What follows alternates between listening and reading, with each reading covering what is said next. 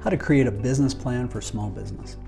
I've done a lot of them. I've helped hundreds of people do it. It has never been easier or safer, and I'm going to tell you the 6 key things to keep in mind. As entrepreneurs and business owners, we know that if we have a clear plan, anything becomes possible. And if you can have a clear plan, a clear process to create that plan, and a way to create clarity with your partner or spouse, you can drive to amazing heights. All right, so congratulations that you're investing the time and energy to figure out how to do a quality business plan for a small business. I started my first of 16 companies when I was 19. I built them, bought them, sold them, wrecked a couple.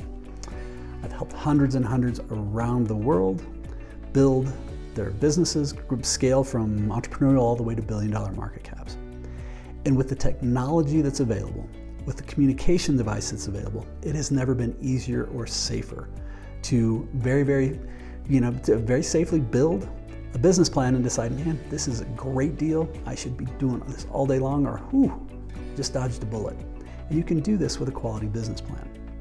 So the 6 key things in a quality business plan. Number 1, and this is one that virtually nobody will talk about, but it's probably the most important, is define what does your ideal life look like first. Now, bear with me. I know this is about business, but trust me, this is very integral. Most people build businesses and then they try and squeeze their life in around the business. I would encourage you to start with the end in mind. What would amazing life look like? And then how can you integrate the business of your dreams with that? Now, in our book and on the courses at aspiringsolopreneur.com, we actually talk specifically about how you do this so that you can very intentionally build that life of your dreams. The main reason this is important is if you are leaving a current business because you don't like it, the last thing you want to do is jump out of the frying pan and into the fire and be in a bunch of debt and then be fully committed, and holy smokes, that's where a pressure cooker starts. So if you can start with the end in mind and say, no, what would amazing look like? That's your first step. The second then is going to be to define what is your product or service you're offering and document this. This is all part of the business plan pieces, is document these things through. I look at a business plan as creating like a skeleton, and then you come back and then you're going to put like the nervous system and the organs and the meat and the bones and everything comes on it. It's going to just keep building and building and building out. But it starts as a framework and then you start putting the flesh on the bones. So when we think about the product or service, most people when they're creating the product or service, they have a pretty clear idea what it is and they get really, really excited about getting way deep in the weeds on the last 10% of what it should look like. I'm going to urge you and encourage you to not do this. Try and get 2/3 of the way, get 80% of the way there of what you think it should be, and then go out and start researching more and more and more. Because I can't tell you how many times I've seen people get wrapped around the axle. They'll spend 90% of their time on that last 10% trying to make it perfect. But then when they actually go and start researching and present it to the market's like, yeah, I don't like blue, I want it in red. No, it's fine, but if it was upside down, it would be much better. So if you get it close and then start doing your research, you may end up gives you the flexibility to come back and tweak it, make some adjustments, change it, make it fit better for what you need when you become smarter. So the second thing is to define what your ideal product or service is to that 80% mark. Then the third thing is to go out and act as if you are a potential client and go out and try and solve the problem. If you needed your product or service, it can be as simple as a coffee shop. If you're in an area and you're thinking of setting a coffee shop in that area and you want a coffee, where would you go? How would you solve that right now?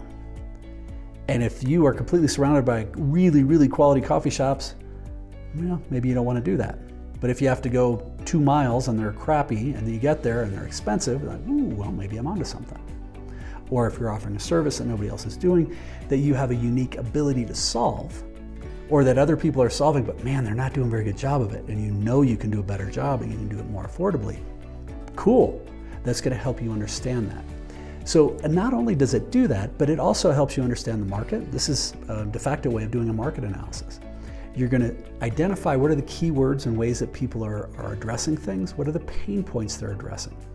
Because likely they've already done a bunch of market research and there's ways that you can leverage up on that.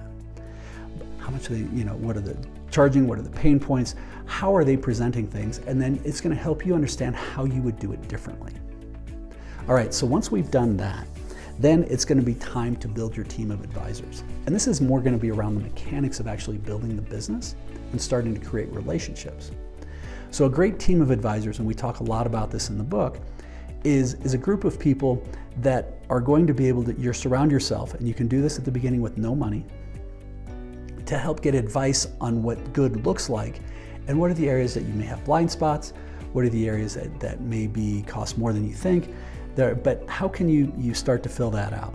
And it usually starts with a great quality small business accountant, not just any accountant, but a small business accountant, somebody who ideally even has customers or that they have clients already who do like type of work. If you're looking at doing construction, you want somebody who's an accountant who understands construction.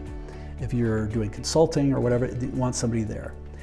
It doesn't mean that somebody who specializes in audit couldn't do it, but that is their expertise, and they're going to have to invest a lot more time and energy to learn, and they may not be doing it. Versus if somebody's already doing it, they've probably got a good idea, and they don't have to relearn it. They're going to be able to give you much, much better advice right off the bat. So we have the small business accountant leads to a small business attorney, going to tell you what kind of contracts, structure, what are the risk rewards in that. Small business insurance agent. Great insurance agents are actually amazing. They're going to tell you the things that legally we have to have, things we probably should have, and some of those things that'd be nice to have.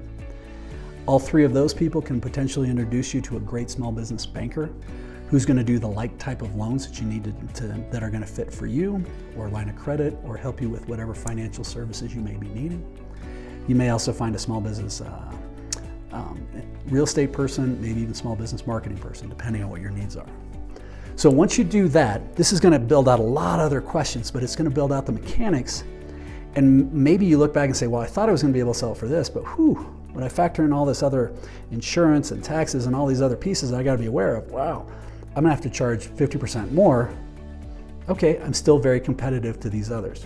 Fair enough, maybe that works, maybe it doesn't. But when you do this, you're going to start to outline all this, and your great business plan is for small business is going to help you understand, is this a no-brainer?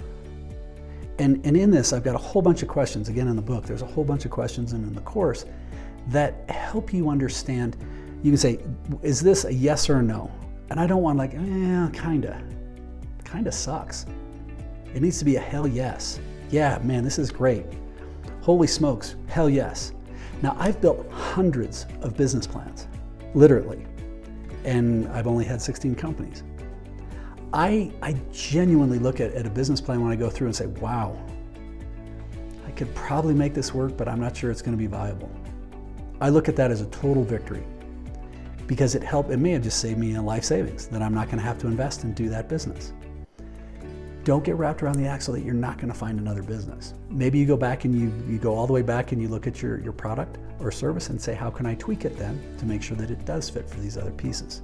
And then you can go through that. But the fifth thing is make sure that it's a no-brainer. When you're ready to pull the trigger, holy smokes, I am all in. And then the sixth piece, the last one, is make sure you have a clear plan on how you're going to execute in the first 6 months. Execute, execute, execute with ruthless but consistent compassion.